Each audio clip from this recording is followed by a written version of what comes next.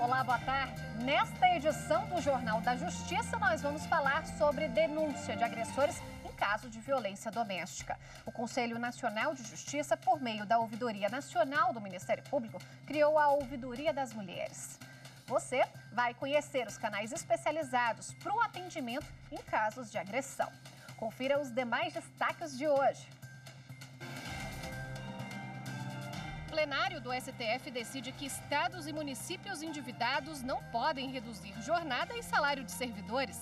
A ação foi julgada procedente tão somente para declarar parcialmente a inconstitucionalidade, sem redução de texto, do artigo 23, parágrafo 1º da Lei de Responsabilidade Fiscal.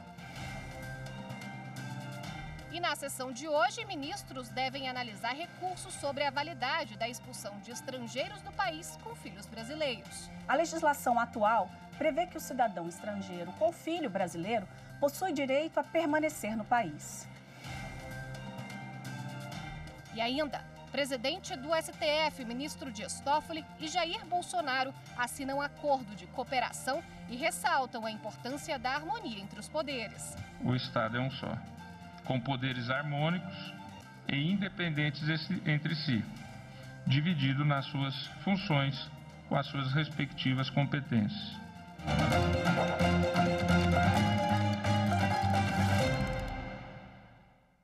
Os presidentes do Supremo Tribunal Federal, ministro Dias Toffoli, e da República, Jair Bolsonaro, destacaram hoje a importância da harmonia entre os poderes. Eles participaram no Palácio do Planalto da assinatura de um acordo de cooperação técnica entre judiciário e executivo.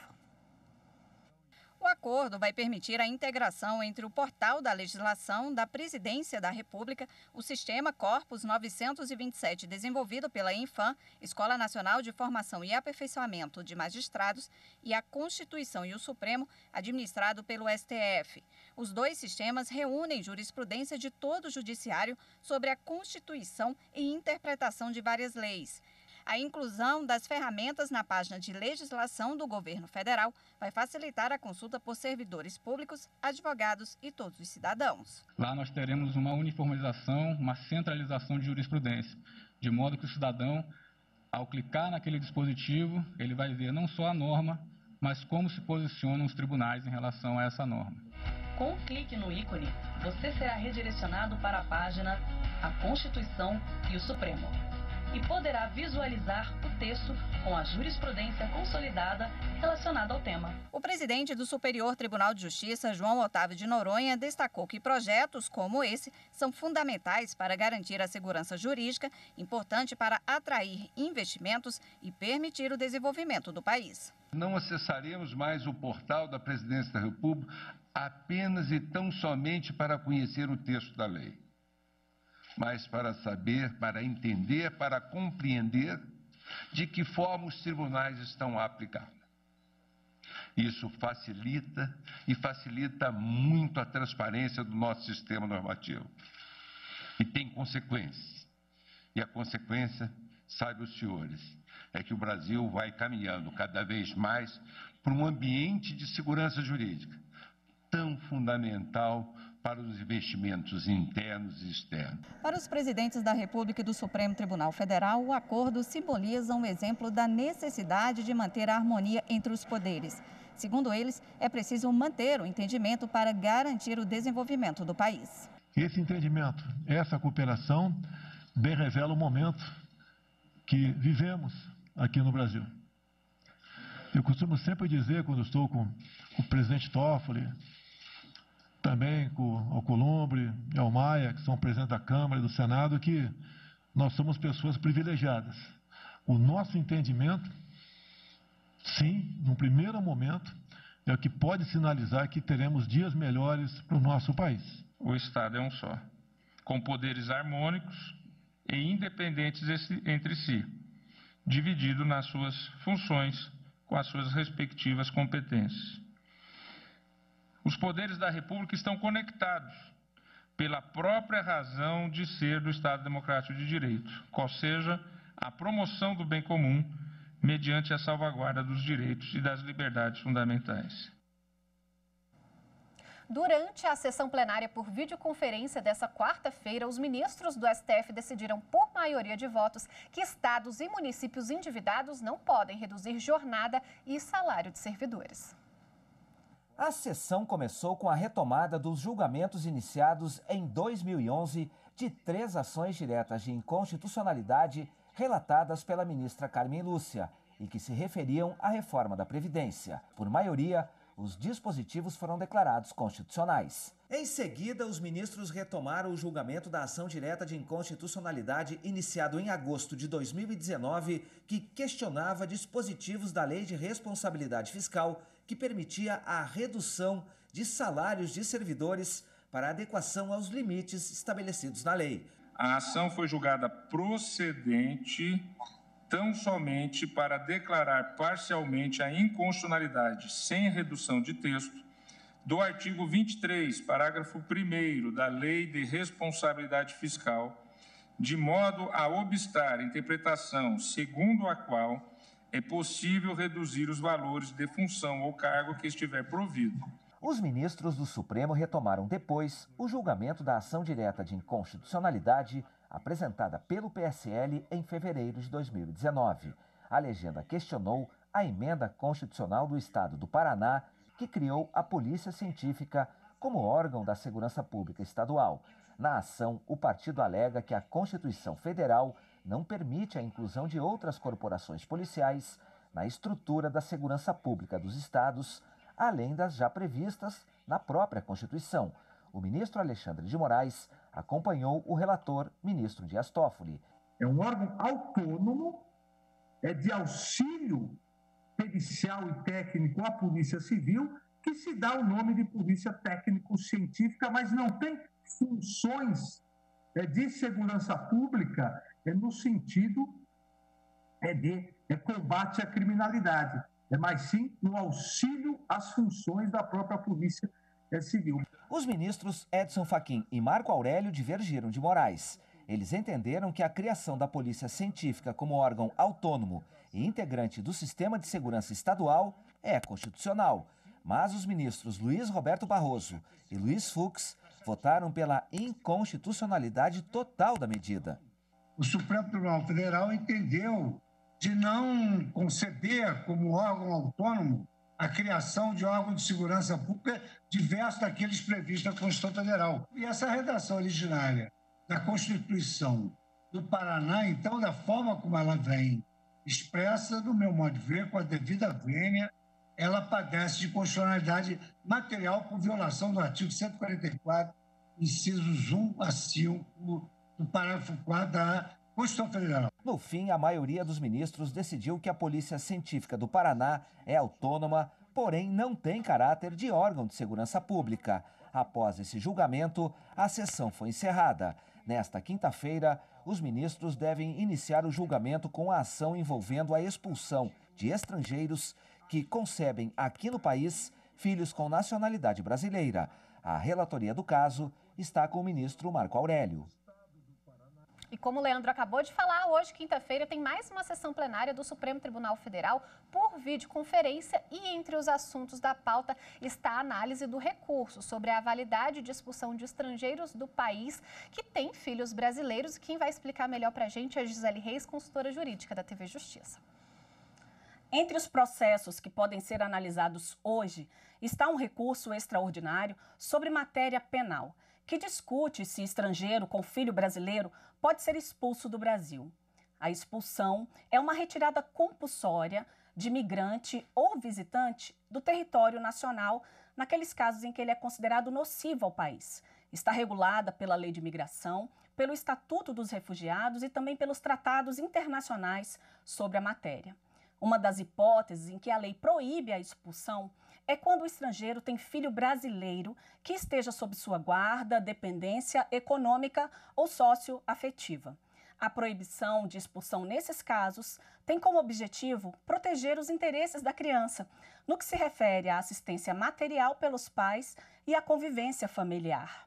A legislação atual prevê que o cidadão estrangeiro com filho brasileiro possui direito a permanecer no país.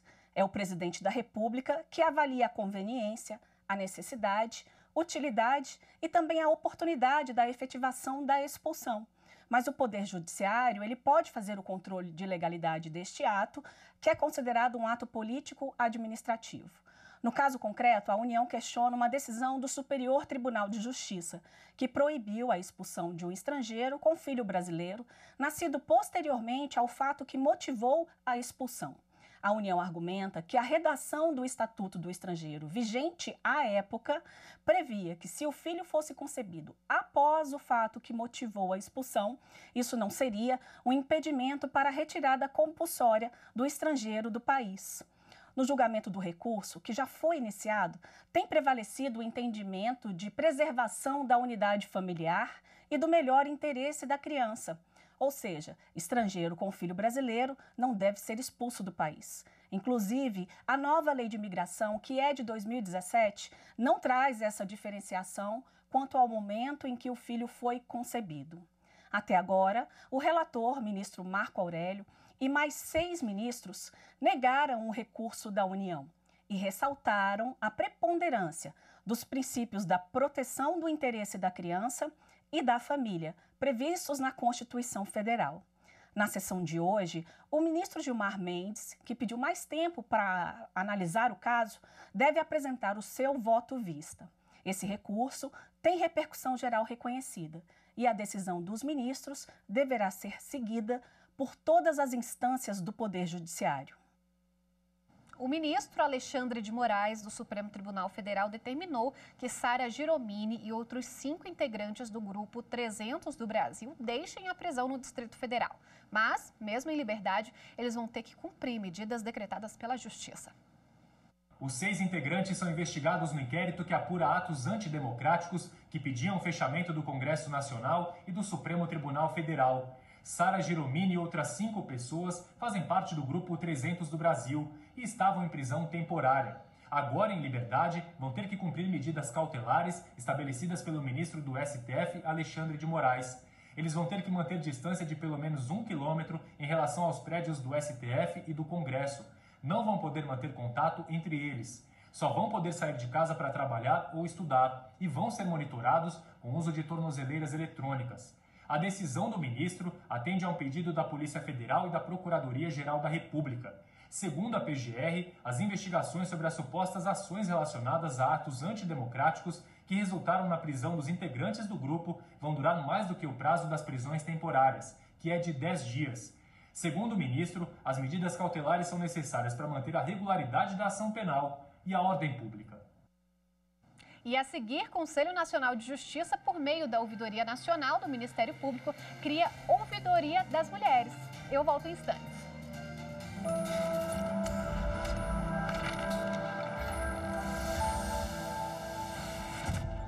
Nossa Constituição apresenta uma seção totalmente dedicada à saúde. O direito à saúde está diretamente ligado a outros direitos, como o direito à vida e à dignidade. Portanto, é um direito que não pode ser uma promessa, mas precisa ser positivado por ações do poder público.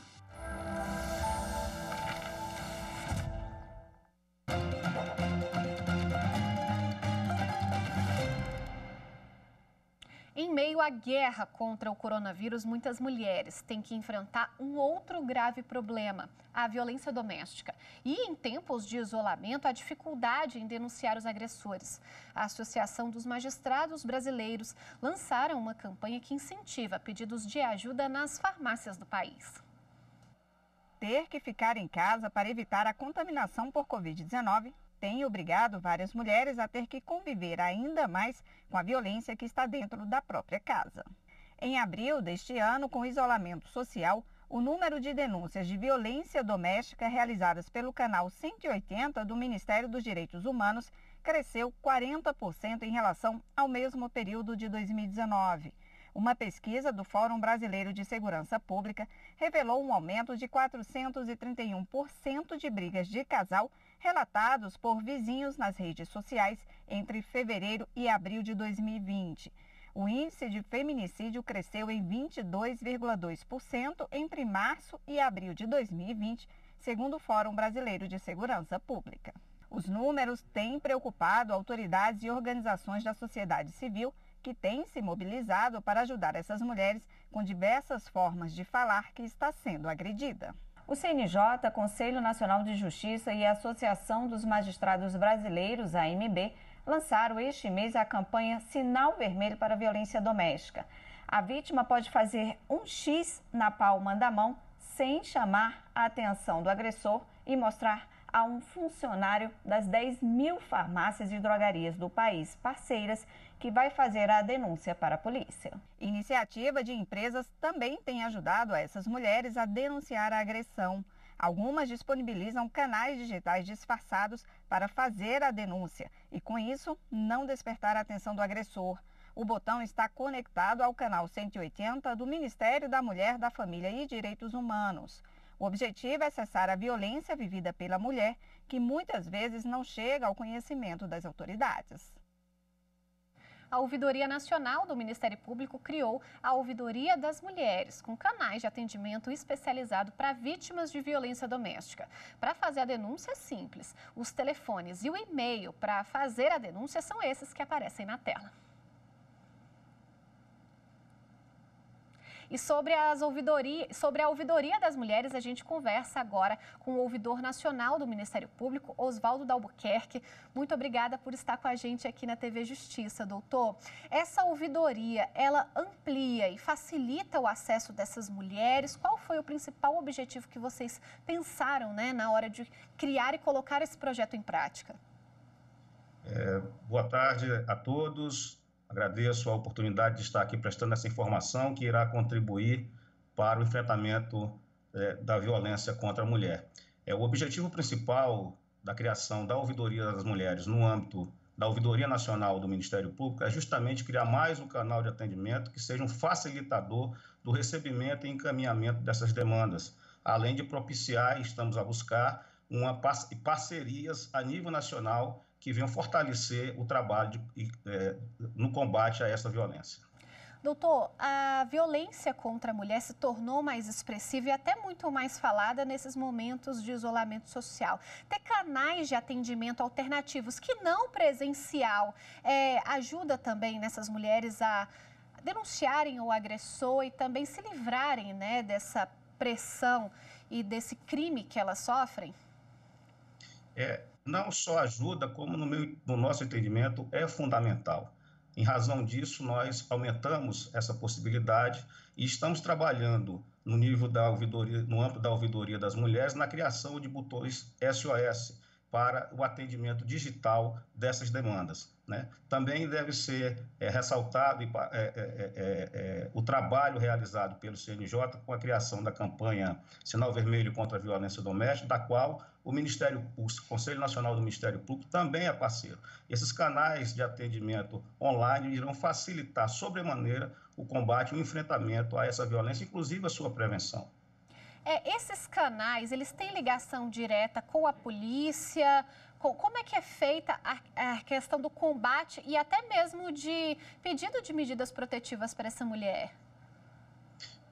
Nós sabemos que a violência contra a mulher muitas vezes gera insegurança, inclusive no momento de se fazer a denúncia. Por isso, nós estabelecemos protocolo de atendimento sigiloso, temos uma equipe feminina para o atendimento dessas demandas e no âmbito da Ouvidoria Nacional, o que se busca principalmente é, através da rede de ouvidorias do Ministério Público, agilizar esse atendimento. A partir do momento que nós recebemos essa demanda, imediatamente nós contactamos a ouvidoria local, contactamos as autoridades públicas do local onde está acontecendo, para que sejam adotadas as providências, sem prejuízo de também fazermos o devido contato com as unidades que possam ter de apoio psicológico, atendimento especializado, né, com relação à questão psicológica, jurídica também. Então, as entidades parceiras irão ter essa facilitação e agilização no atendimento dessas demandas. Para a gente só reforçar, então, vamos colocar aqui na tela os telefones e o e-mail para que essas mulheres possam acessar. É muito simples, precisa ser uma mensagem muito longa, doutor, só para a gente encerrar? É muito fácil, basta fazer o contato por e-mail, o contato pelo WhatsApp também, que está disponível.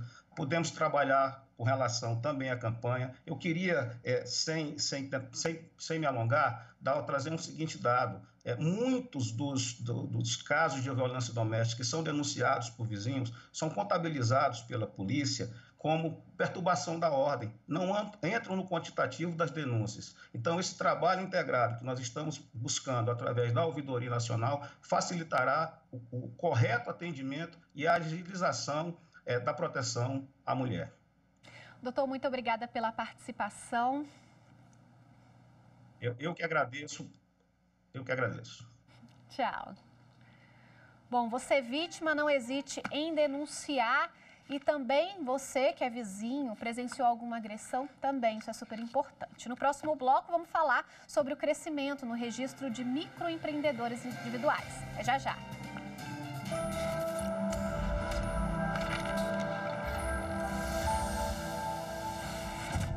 A Constituição serve para mim como um instrumento de consulta universal. Sempre que tenho alguma dúvida, sempre que alguém me traz algum problema e espera que a gente possa encontrar soluções, respostas, é sempre bom ter uma Constituição do lado.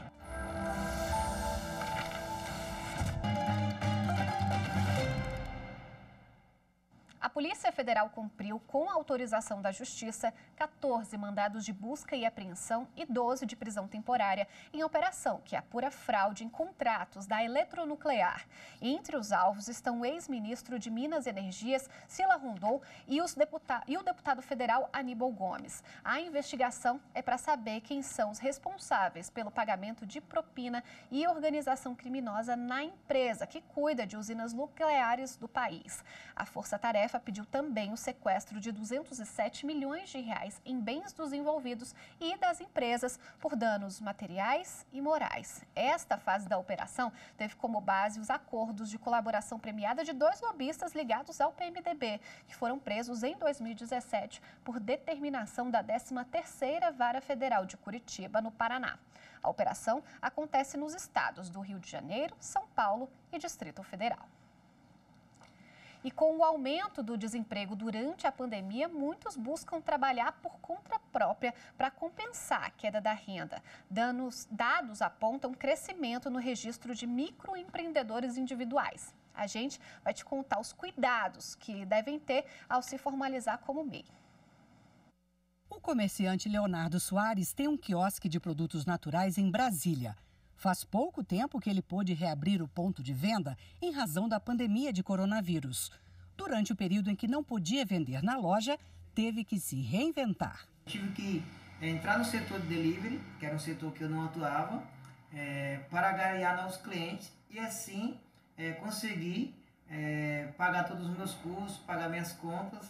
E foi assim que eu tive que me adaptar e reinventar nesse momento que todos passamos, um momento tão crítico e difícil. O Leonardo é um dos 10.200.000 microempreendedores individuais do país. E segundo o portal do empreendedor do governo federal, essa categoria continua crescendo durante a pandemia. Desde março, 327 mil brasileiros se tornaram microempreendedores individuais, que também são chamados de MEIs. Este advogado diz que a iniciativa de muitos que perderam o emprego foi abrir o próprio negócio. Nesse período pandêmico, nós tivemos um aumento significativo do número de desempregados. Por pessoas que estavam em contratos de trabalho, acabaram tendo a suspensão dos seus contratos, consequentemente outras pessoas que não tinham aí uma grande expectativa no trabalho informal, acabaram por migrar para um pequeno desenvolvimento de negócio. O produtor audiovisual Caio Lima e a mulher se tornaram microempreendedores depois que ele teve a carga horária de trabalho reduzida na empresa. O salário diminuiu. Já era um desejo antes da pandemia, né? E a pandemia fez apenas acelerar esse processo que a gente já tinha planos de iniciar. Ele e a Lana passaram a vender kits de comida de festa junina. Tem muitas famílias que têm me procurado para comprar o kit exatamente para fazer uma festa dentro de casa mesmo, né? Uma comemoração, digamos assim, para dar uma animada mesmo, né? Nesse tempo de pandemia, para poder diversificar um pouquinho, tanto o cardápio quando a vida deles, né? O registro de MEI regulariza o trabalho de muita gente que atua na informalidade. Com ele, o microempresário passa a ter direito a benefícios como aposentadoria, auxílio-doença, licença-maternidade e financiamentos. Além disso, resulta em menos tributos no bolso do empreendedor. Mas antes de montar um negócio próprio, mesmo que pequeno, é preciso colocar tudo na ponta do lápis. Além das despesas correntes do seu custo fixo, despesas com empregados, as questões que envolvem, notadamente, despesas com fornecedores, para que ela possa, aí sim, analisar o que ela precisa de receita. O Jornal da Justiça termina aqui. Muito obrigada pela companhia. A programação da TV Justiça continua com muita informação e conteúdo. Não se esqueça, logo mais às 14h tem direto do plenário com a sessão plenária do Supremo Tribunal Federal por videoconferência. Tchau, tchau.